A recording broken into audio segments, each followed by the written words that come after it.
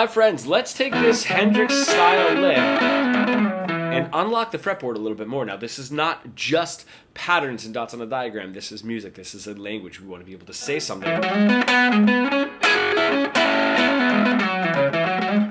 Right, when we are playing these solos. What we're doing here is we're taking the cage system and the major pentatonic. We're taking this, I'm going to start here on my root note, the 7th fret of the A string.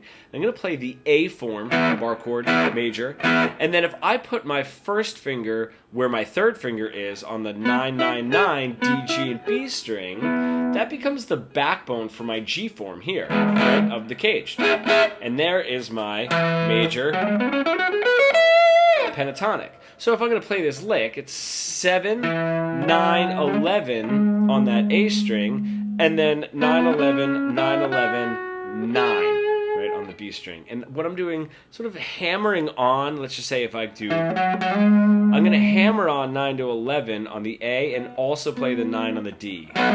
Do the same thing for the D and the G, do the same thing for the G and the B. Right? There's a really cool sound. Now that bridges our A to G shape and this major pentatonic. I can take this, go down to my C shape. Right now think, if I'm doing 1, 2, 3, 5, 6, 1, 2, 3, 5, 6, 1, that's my sequence of notes. And I'm really doing 1, 2, 3, 5, 6, 1, 2, 3 is sort of where I'm stopping. Right? If I do that in my C shape, there's my root note. Right? And I have 1, 2, 3, 5, 6, 1, 2, 3. That's my sequence of notes. Now, instead of having this backbone of 9, 9, 9, 9, what I'm going to have here is going to be 4, 4, 5, 4. It's going to look a little bit like that. So I could play my C shape. My backbone on my D to my E string is 4, 4, 5, 4. And I'm going to hammer on 2 frets above, except the bottom string I'm not going to do any hammer-ons, just like I didn't for my B string. So here it sounds a little bit like this.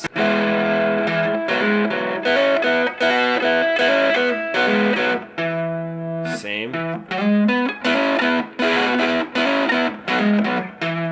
Kind of a sound. And that bridges the 4th fret up to the 12th fret of our major pentatonic and the C, A, and G shape, knowing where we are if I were to solo in E major.